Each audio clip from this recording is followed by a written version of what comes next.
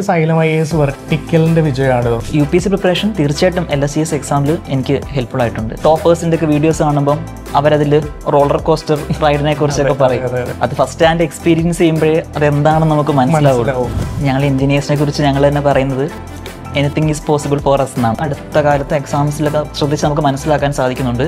അവർ പഴയ രീതിയിൽ നിന്ന് മാറുന്നുണ്ട്, എന്നാൽ പൂർണ്ണമായിട്ടും മാറിയിട്ടില്ല.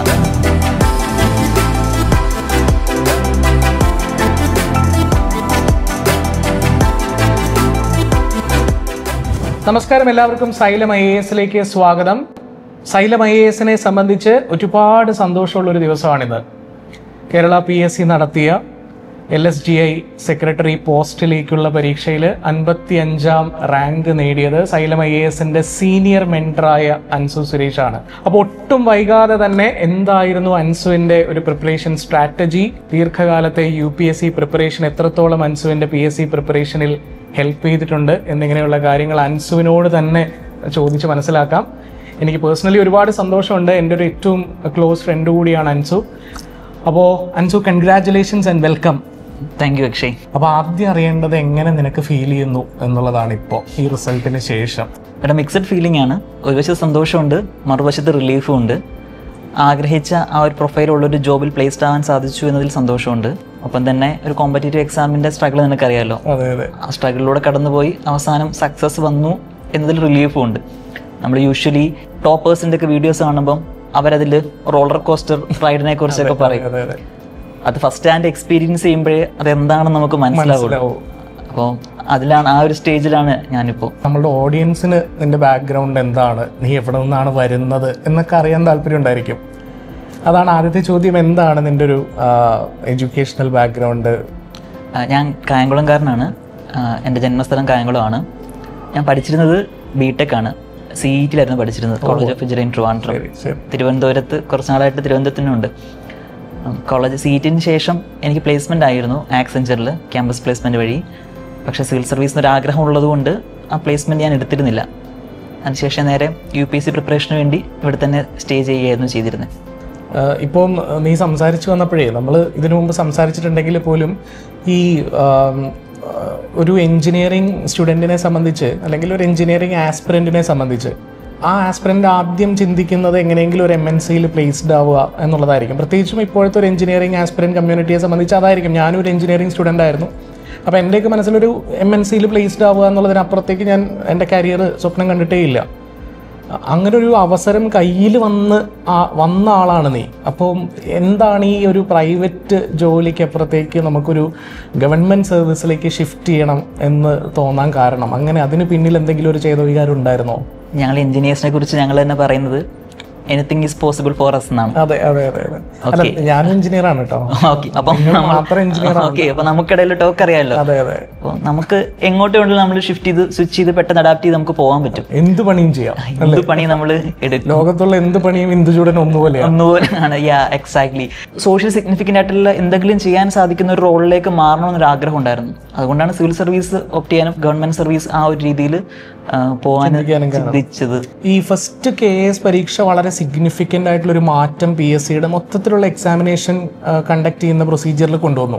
ഈ മാറ്റത്തെ സംബന്ധിച്ച്, പാറ്റേൺ ഷിഫ്റ്റിനെ സംബന്ധിച്ച് ഒരുപാട് റൂമേഴ്സ് ഉണ്ട്. ഈ 2 എക്സാംസിനും പഠിച്ചിട്ടുള്ള ആളാണ് നീ. ഒരുപാട് കാലം UPSC പ്രിപ്പയർ ചെയ്തു. അതിൻ്റെ എക്സ്പീരിയൻസുമായിട്ട് PSC പ്രിപ്പറേഷനിലേക്ക് വന്നു. PSCക്ക് ഡെഡിക്കേറ്റഡ്ലി ഒരു അക്കാഡമിക് സ്പേസിൻ്റെയും സപ്പോർട്ട് സീക്ക് ചെയ്തിട്ടില്ല. അപ്പോൾ എന്താണ് നിനക്ക് തോന്നുന്നത്? അതായത് PSCയുടെ പാറ്റേണിൽ ഒരു വലിയ ഷിഫ്റ്റ് UPSCയോട് അടുത്ത് വന്നിട്ടുണ്ടോ? ഞാൻ പ്രിപ്പറേഷൻ തുടങ്ങിയ സമയത്ത് UPSC മാത്രമാണ് നോക്കുന്നത്. നമുക്ക് മറ്റ് എക്സാംസിനെ കുറിച്ച് ഹോണസ്റ്റ്ലി സ്പീക്കിംഗ് അറിയില്ല. പല എക്സാംസിനെ കുറിച്ച് നമുക്ക് അറിവുണ്ടായിരുന്നില്ല. പിന്നെ നീ നേരത്തെ പറഞ്ഞ പോലെ ആ PSCയെ കുറിച്ച് ഞാനും അങ്ങനെ കേട്ടിട്ടുണ്ട്. ഒരുപാട് ഫാക്ച്വലായിട്ടാണ് പോകുന്നത്. അതുകൊണ്ട് തന്നെ എനിക്ക് അതിലോട്ട് കാരണം UPSC പ്രിപ്പറേഷൻ നമ്മൾ അങ്ങനെ ഫാക്ച്വലായിട്ടല്ല നമ്മൾ. അപ്പം എനിക്കൊരു വിമുഖത ഉണ്ടായിരുന്നു അതിലോട്ട് എക്സാം ഷിഫ്റ്റ് ചെയ്യാൻ വേണ്ടിയുള്ളത്. എന്നാൽ അതിൽ ചേഞ്ച് ഉണ്ട്. KS എക്സാമിൻ്റെ സമയത്തൊക്കെ നമ്മൾ കണ്ടതാണ്, അതിൽ ചേഞ്ച് വരുന്നുണ്ട്. PSC ഡെലിബറേറ്റ്ലി ആ പഴയ ഒരു രീതിയിൽ നിന്ന് മാറാൻ അവർ ശ്രമിക്കുന്നുണ്ട്. അപ്പോൾ ആ ഒരു മാറ്റം നമുക്ക് പ്രകടമാണ്. അത് പൂർണ്ണമായി മാറിയിട്ടുണ്ടോ എന്ന് ചോദിച്ചാൽ മാറിയിട്ടില്ല. UPSCയുടെ ഒരു സ്ട്രക്ചർ അവർ കടം കൊള്ളുന്നുണ്ട്.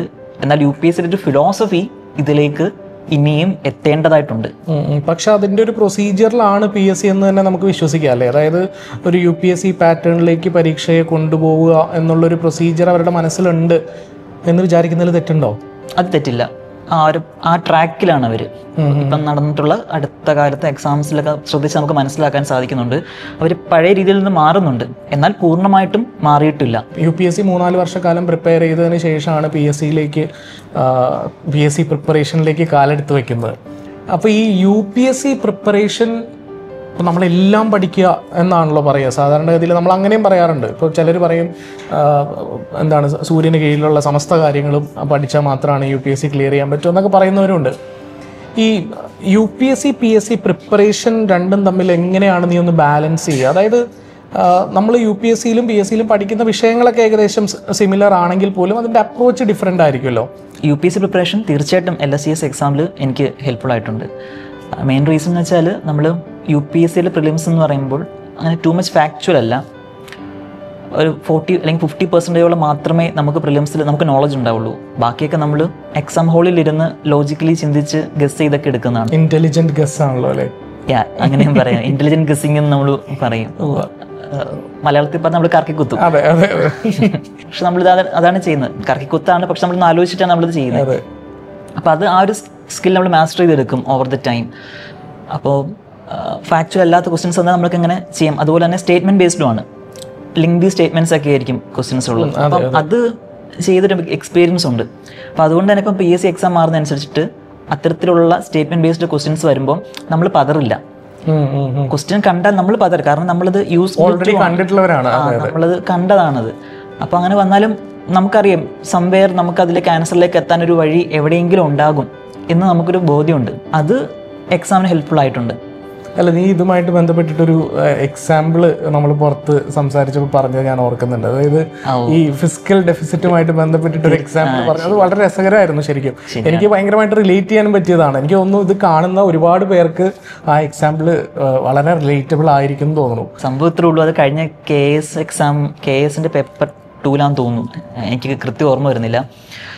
അതിൽ എക്കണോമിയിലെ ക്വസ്റ്റ്യൻ ആയിരുന്നു. ഫിസിക്കൽ ഡെഫിസിറ്റ്, പ്രൈമറി ഡെഫിസിറ്റ്, അങ്ങനെ ലെഫ്റ്റ് സൈഡിൽ റൈറ്റ് സൈഡിൽ ആ കറക്റ്റ് ഫിഗർ ഇന്ത്യയുടെ ഇപ്പോഴത്തെ FDയും PDയൊക്കെ ആണ് പറഞ്ഞു പോയേക്കുന്നത്. അപ്പോൾ അത് കറക്റ്റായിട്ട് മാച്ച് ചെയ്യാം, അതാണ് ചോദ്യം. എനിക്കറിയില്ല, എനിക്ക് FD PD എത്രയാണ് കണക്കൊന്നും എനിക്കറിയില്ല. പക്ഷേ ഫിസിക്കൽ ഡെഫിസിറ്റ് എന്താണെന്നും ഈ പ്രൈമറി ഡെഫിസിറ്റ് എന്താണെന്നൊക്കെ അറിയാം, ആ കൺസെപ്റ്റ് അറിയാം. അപ്പോൾ ഫിസിക്കൽ ഡെഫിസിറ്റ് ഇതാണെന്നുണ്ടെങ്കിൽ അതിനേക്കാളും കുറവേ അല്ലെങ്കിൽ കൂടുതലായിരിക്കും എഫക്റ്റീവ് ഡെഫിസിറ്റ്. ആ ഒരു റിലേഷൻ ഉണ്ടല്ലോ, അതും അറിയാം. അത് വെച്ച് പിടിച്ചതാണത്.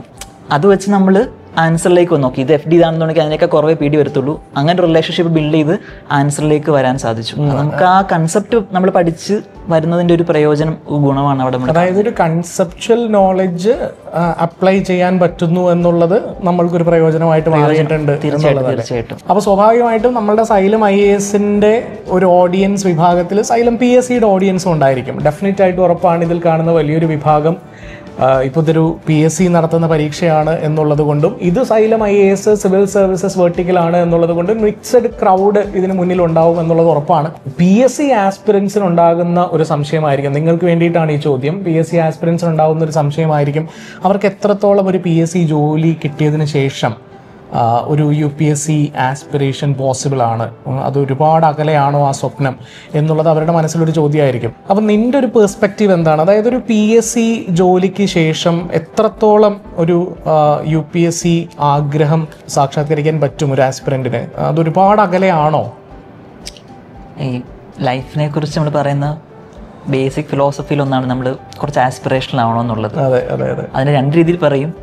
അവൻ എന്ത് കിട്ടിയാലും മതിയാവില്ല എന്നും പറയും, പക്ഷെ അവൻ കഷ്ടപ്പെടുന്നൊരു പയ്യനാണെന്ന് വേറെ രീതിയിലും പറയാം. പല പെർസ്പെക്റ്റീവ്സ് വരും അതിൻ്റെ അകത്ത്. ആസ്പിറേഷണൽ ആവുക അത് തന്നെയാണ്.